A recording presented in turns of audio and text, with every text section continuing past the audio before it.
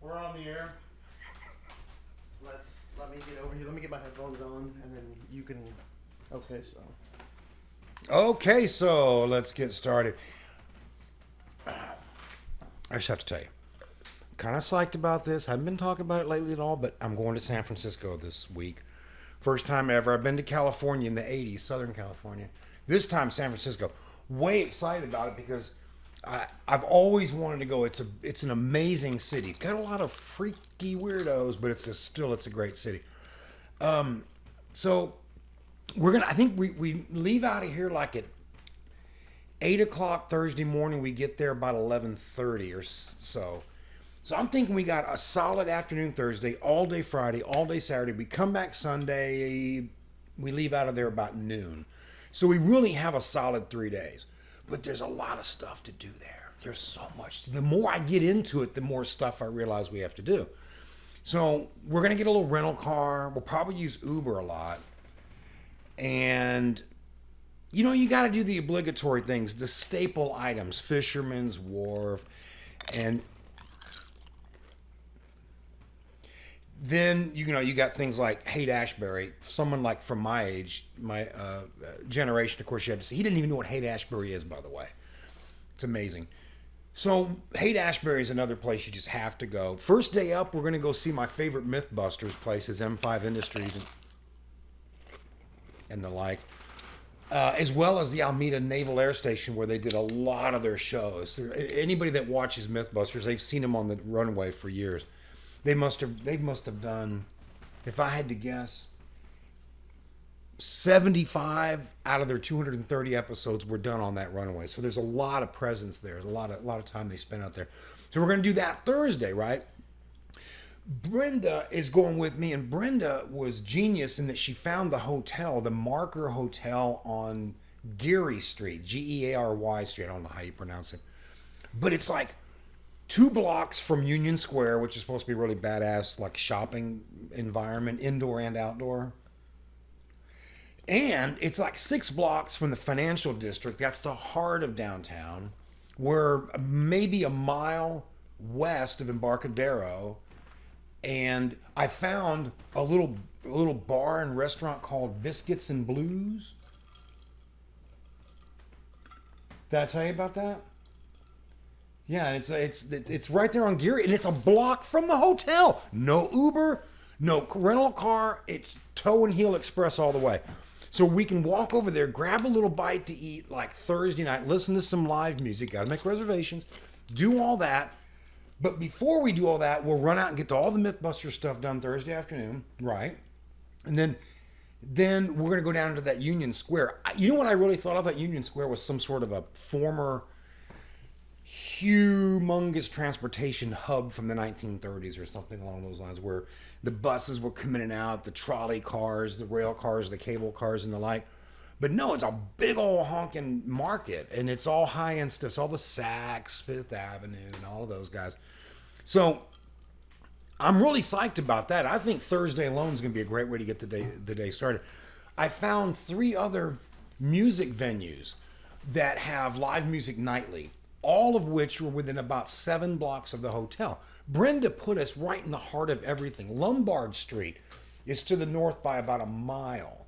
Get the old rental car, don't you know? Cruise up there, do a little Lombard zigzag, and then drop down to, is it Leavenworth Street? I think it's Leavenworth. I think it's Leavenworth Street. And that takes you down to Pier 39, which is right the east side of the Fisherman's Wharf Market. So we'll do all of that and stuff like that. And Friday, you all right over there, bub? Are you all right? You good? Yeah.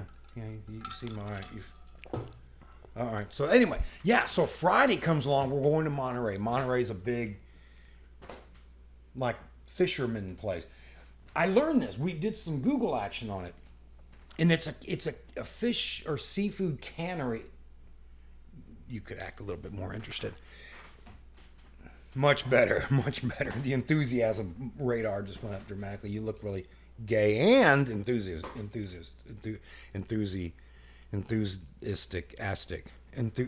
You look happy. So anyway, we're going down there Friday morning, and I think we'll probably spend the better part of the morning and maybe even early afternoon down there. That looks like a really cool place. It's real heavy in the fishery market, but I think that'll be. You agree with that? Yeah. So we'll head back, and here's the other thing I want to do. Once we leave Monterey, which is I think based on driving it in the Uber car, we'll head north again towards San Francisco. We're going to go straight through town. We're going to cross the Golden Gate, and we're going to go up towards Sausalito. We could, you are paying attention. We could go all the way through Sausalito and maybe an hour and a half further north, I think, to get to wine country. And I don't know if we want to do that, because I checked out the Google map, the Google car, and if you are paying attention. Are you even remotely interested? Is there something else in your headphones? Are you listening to like music or something like that? Pokemon maybe, or nothing? You're good? I mean, you get... All right. So we're gonna, if you go up Highway 1, which is gonna hug the coast, from the aerial point, he's listening to music. We're doing this. We're trying to do this thing, and he's got music on going over there, and he's eating chips in my mouth, in my ear, whatever the hell he's doing. This is wrong.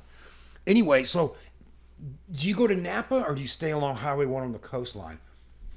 If we go from San Francisco to Monterey, we're going to be hugging the coastline pretty much all the way anyhow. That may provide that sort of a Pacific coastline fix that I've been always wanting to do. So to go up further north and then do it again on the west side of Sausalito may not be necessary. Maybe we just go all the way to Napa. But Napa's further away than I thought. Napa, I think by the time we get there, it's going to probably be late afternoon. And this is on Friday, so here's my thinking. If you get up to Napa, and we don't even know where the hell we're going to be going, we're just going to be driving up there. Napa's kind of spread out anyway, based on the maps that I've seen. I don't know when we're going to see the cool stuff and when we're not, because I don't know what to compare any of that to, not ever having been there. I'm thinking we scrap Napa altogether, and maybe that's a futuristic trip some other time. So now we're back to hugging the coastline west of Sausalito and further north, and maybe make that round trip. You can come back down and get back into town sometime, hopefully after rush hour. I don't know what San Francisco rush hour is like. Are you familiar with the San Francisco rush hour at all? You're not really probably familiar. Have you ever been to San Francisco at all? You've never been to San Francisco at all? Marcus. Have you ever been to San Francisco? No? Is these microphones on? So I think if we get in past rush hour on Friday, probably go find some place to eat and go listen to some music. And then Saturday, man, I'm wanting to stay in town all Saturday. There's a lot to do. So I figured that's when we'll probably get some bicycles rented. I don't know how that really works yet. Marcus was telling me he thinks, see, he is listening. He's listening. He's listening to all this. He's just, something's going on in those headphones I don't know anything about. Don't know that I want to. So if you, here's the thinking. Let's say you rent a bicycle on Geary Avenue and you want to ride the bicycle down to, say, Fisherman's Wharf, which is about 1.5 miles north for the most part. And let's say they're running at about $8 an hour, $9 an hour, depending on the bike. And you want to go like 3 hours. You have $25 per bicycle, $50 for the time period. The question I have is, I want to ride a bike across the Golden Gate Bridge. I think it'd be kind of cool, don't you? Marcus makes a noise. Makes two noises. So what happens if you ride your bike across the Golden Gate Bridge, which is approximately 1.6 miles in linear distance? What? We're talking about sign language right now? Is that what we're doing? Sign language? Then rumor has it you cross the bridge 1.6 miles across, you can take a ferry back. I don't know if that's true. A guy at work told me that. So now, let's say you've got the bike, you cross the bridge, and even if you ride the bike back, are you going to ride the back all the way back at the point of sale or the point of rental where you got the bike to begin with? Because now you're driving miles. Marcus seems to think there's drop-off points where you put the bike in and it kind of logs it in or whatever. It's going to have to recognize by barcode or something like that that's the bike you rented. So Richard Tatro is off the clock, so to speak. I don't know how that works, so got to find that out. So I'll do all that first part of the week. I'm really pumped about it. And then, you got to do Fisherman's Wharf. We're going to go down to Haight-Ashbury. We're probably going to go, maybe go see Coit Tower. I don't know. I almost made a noise. You almost did.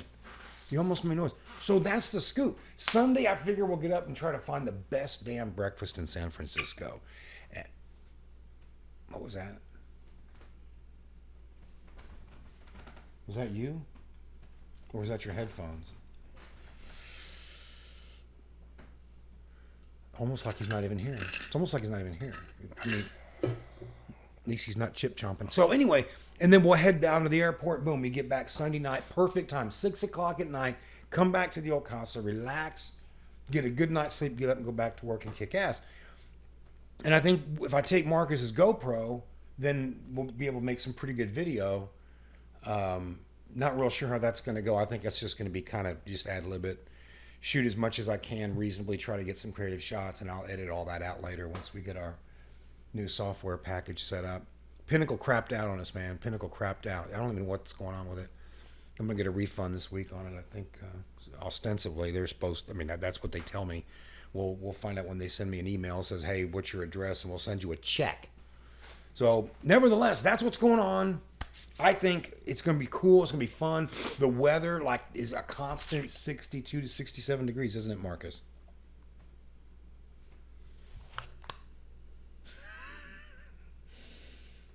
It's a constant 62 to 67 degrees in the summertime, isn't it, Marcus? I don't know what he's doing. We don't normally come out and start yakking on these microphones just for the hell of it. Normally there's a conversation that goes on, but there's not any of that going on. I think I'm the only one talking. He's standing there, and there he is. He's right there. He's right here. You have nothing to say. He won't even say anything. He's not going to say anything. He's not saying that he won't say anything, and he won't say that he's not saying anything.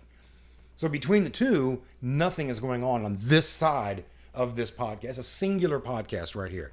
Singular, double. But there's no double because there's only singular, because this double is defunct. It's broken.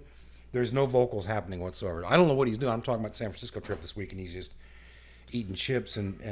So do you have anything to say? You want to contribute to the conversation? I think we can take a little break if you want. Maybe the vocal cords will start working again.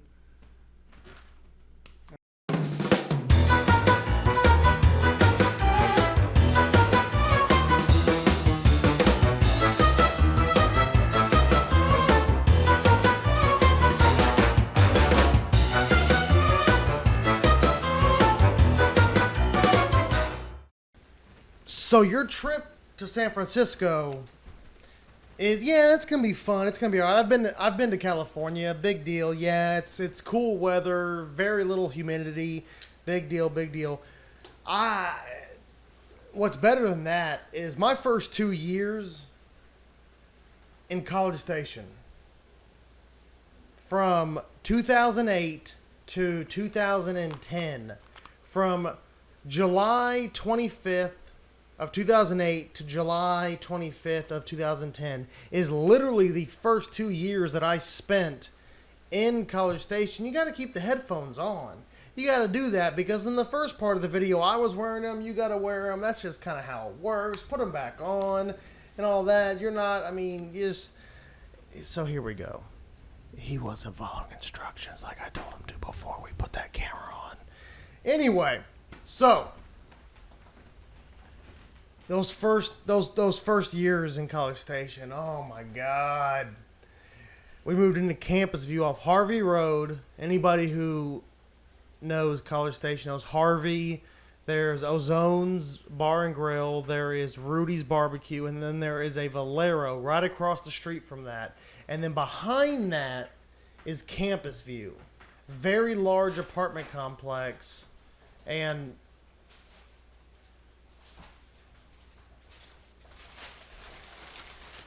oh, he went to get chips. That's Campus View. And we lived there. That's where we moved. That was where me and Nick Whitworth moved straight out of high school, straight to College Station. And it was amazing.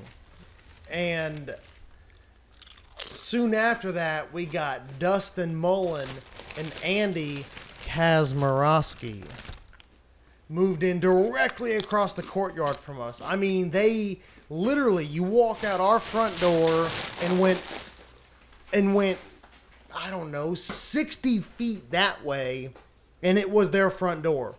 Could not have been a better match. Had a neighbor who was the coolest guy ever, bought us all of our booze before we turned 21. Our upstairs neighbor was some redneck who didn't care what we did. I mean, we had the coolest set of neighbors from over there to over here to over there, up there. Everybody was badass. Our direct neighbor was the supervisor of the maintenance company, who was an extreme alcoholic. So he was easily bribed by some cervezas. So we had our unit taken care of whenever we wanted to. If we needed our AC chilled with Freon, here's a 6-pack, chill it down right now. It was the perfect setup. So we had a blast. Well, I'm talking your average night from between the time of July 25th, 2008, July 25th, 2010 was, hey, Andy, you want to play some beer pong? Why, sure, Marcus. Yes, I do. He comes walking across the courtyard. Let's play some beer pong. He comes in. We got this badass apartment for being two guys who were 19 years old at the time.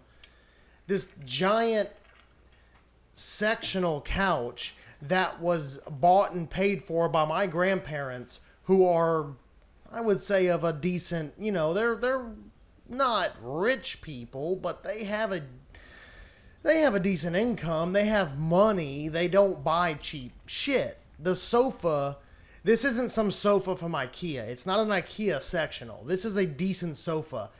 Now, granted, I came into this sofa probably 8 to 10 years into its use, so it was worn in, but maybe that's all the better. It's broken in. It was a good sofa.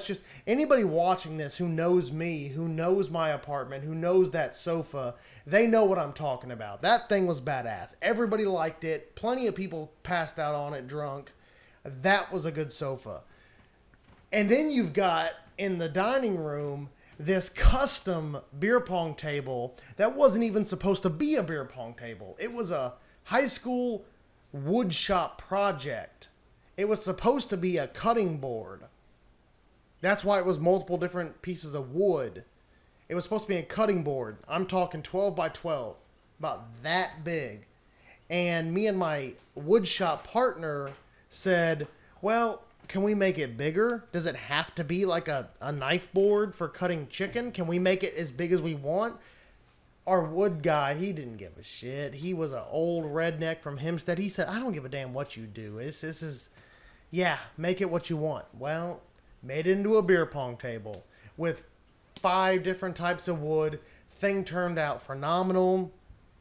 Andy, me and you made use of that thing for 2 years. Every night we made use of that table. Came in, even when we didn't have partners, it was just me and you, beer pong. Tuesday night, hey Andy, you done with your homework? No. You want to play beer pong? Sure. But wait, you're not done with your homework. I don't care. Let's go play beer pong. Okay, yeah, let's play beer pong. We don't need to do our homework. We'll do our homework tomorrow night. That's what college is about, right? It's not about doing your homework. It's about postponing your homework until you're sober enough to do it properly. Yeah, but the problem is trying to find the time when you can do it properly when you're sober enough. I don't know what your college life was like. No, okay, yeah, it was phenomenal. It was, we had a Halloween party. I couldn't tell you. There was 80 people in a 700 square foot. No, it was 2 bedroom. There's 1,000 square foot unit. 100 people, 1,000 square foot unit. You're talking, this place was gross. It was disgusting. You're talking 80 college kids hammered drunk and dancing, drugs, alcohol. It was a mess. It was an absolute mess. But that's part of the fun of it. That was the first 2 years of our college experience at Campus View. And I don't apologize for 1 second of it. It was, now granted, did that contribute to the fact that I didn't get into A&M? Yeah, probably. Actually, positively. It did. It absolutely contributed to that. But what I gained, my experience in that was almost worth it when I compare it to somebody like my sister, which we'll discuss later. That's a whole different topic for a whole nother day. But what, you have something to say? No. Oh, okay. I thought he had something to say.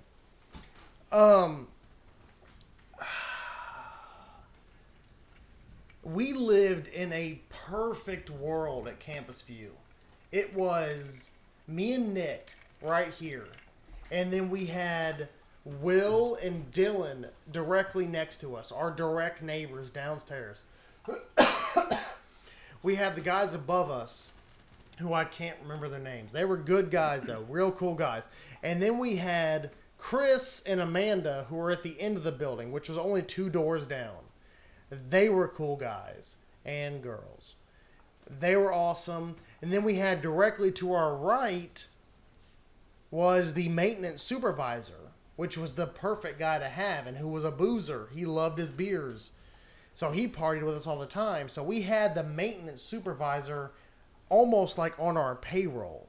So we could have our apartment taken care of whenever, however. And then directly across the courtyard, that direction, over there, we had Dustin and Andy, who were on the bottom. They had their floor. And then we had Kristen and Ashley and Rebecca, who were on the top. I think that's it. There was an Asian family over there. But then you go down to the end of our building, this direction. We had Maddie and Cody. Maddie was awesome. Fun girl. Best kind of girl. Cody, anybody watching this video who doesn't know who Cody Boggs is, I don't know what to tell you. I mean, it's Cody Boggs. Everybody knows who Cody Boggs is. Confederate bathing suit, little tiny shorts, Confederate. If you don't know that guy, yeah, then go watch the party time video, the pool party video. The guy in little bitty shorts, that's Cody Boggs. Yeah, fun guy. He lived with Maddie at the end of the building. And then you go even further down to the very end of the complex. You've got CJ, who is from, I believe, League City, who knew Nick somehow. We had this like trifecta of people in this complex. We didn't have to outsource our party. If we wanted to have a party, we could have a party with just the people who lived within 200 feet of my front door. Right there. We didn't have to call people and say, hey, come up from Houston. Hey, come over from your apartment. We could have a full-blown party right there with who was within 200 feet. That was the cool part about it. And that's what was unbelievable about the first 2 years of living in College Station at Campus View. And it's hard to top that. It really is. Everybody watching this who knows me, who knows Nick, Andy, Dustin, Sean, CJ, Maddie, Cody Boggs, everybody who knows all of these people watching this will know those are years that are going to be very hard to top. We get older, more responsibilities. I mean, it's just, those were the best years of our life. Those two in particular, to me, and I know to Nick. Nick agrees with me. I know Andy agrees with me. I know Sean agrees with me. Dustin, dude, I know. I mean, you got pissed at us all the time. And he's like, go to sleep. Fuck. just go to bed once in a while. Put the freaking bottle down. But for the most part, it was absolutely the best time of our life. And I don't really know if it'll ever be topped. I really don't. But I'm curious to see if I can. I'm curious to see if I can top it. That'd be an interesting feat. In a different perspective, though. You get older. So if I do top those 2 years, it'll be a way different perspective. And it won't be the same. It won't be topped in the same way. It won't be crazy parties. It'll be just topped in maybe like skydiving. Like we talked about. We talked about skydiving. It may be like that. Maybe, skydiving may top that. But who knows? I can only ramble for so long without having any input. So I'm gonna end it here. I'm gonna cut it off. If you have any suggestions, anything else you'd like to see, comment below, right down there. Put some comments. We would very much appreciate some information or suggestions on things that you would like to see us talk about, because we rack our brains all week and we don't know. We have no idea what to talk about. We come up with it literally at the last second, right behind the other side of that camera you're looking at, or you're looking at us at. We are trying to figure out what we're going to talk about. We can't figure it out. We can't do it. And it's not because it's not natural to us. This is not natural to us. We're doing this for fun. Give us some suggestions. If you're watching this right now, there's a comment section below. Click on it and say, I'd love to hear y'all talk about this. And we'll do it. I promise you we will do it. Just put it in the comments. And then next week we'll upload a video of us commenting or talking about your comment. So we'll see y'all next time.